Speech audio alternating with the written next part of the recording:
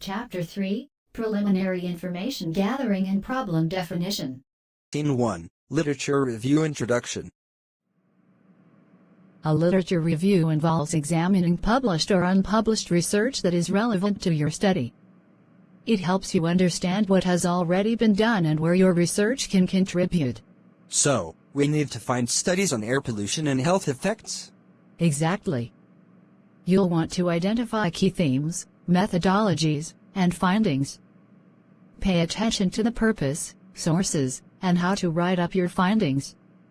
For instance, look at studies that explore how air pollution impacts respiratory health, the demographics most affected, and the various pollutants involved. Got it. Should we also look for any contradictory studies or different perspectives? Absolutely. It's crucial to consider a range of studies to provide a balanced view. This will help you identify gaps in the existing research and determine how your study can add value. So our aim is not just to summarize, but to critically analyze the literature? Precisely. Your literature review should evaluate the strengths and weaknesses of the studies you include and explain how your research will build on them. Hello Mara, I've found several key studies on air pollution. Now, I need to summarize their findings, note any gaps, and relate them to our research focus. Hi Samir, that sounds like a good plan. What kind of gaps have you found so far? Most studies focus on adult populations or general health effects, but there's limited research specifically on children under 12. Also, there's a lack of data on the long-term effects of exposure in urban areas. Perfect Samir. Make sure to highlight how your research will address these gaps. Emphasize why focusing on children under 12 is crucial and how your study could inform public health policies. Will do.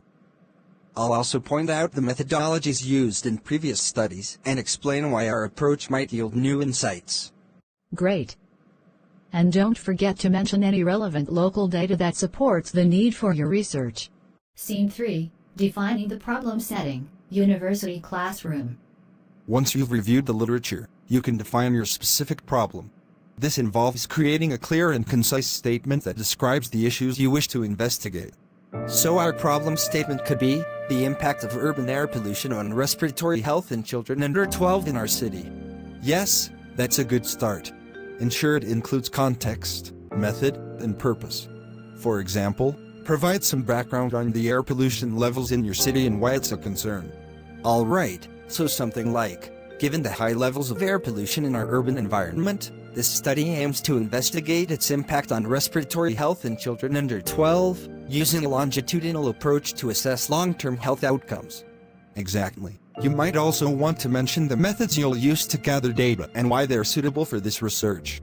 Okay, I'll include that we'll be using a combination of health surveys, air quality monitoring, and medical records to provide a comprehensive analysis. That's perfect. A well-defined problem statement will guide your research and help others understand its significance. Thank you for your lesson, Professor. I hope to see you again soon.